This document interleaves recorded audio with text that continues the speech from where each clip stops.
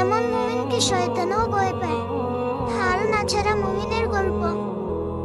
ফজর কাজা হয়ে গেছে, তবুও দিনটা রোজা রেখে কাটিয়েছে।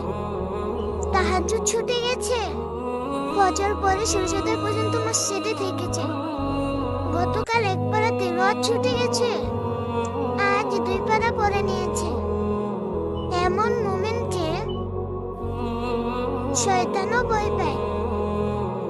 ভবিষ্যতে ওয়াসওয়াসা দেওয়ার আগে হাল ছেড়ো না। আল্লাহ অপেক্ষায় আছেন।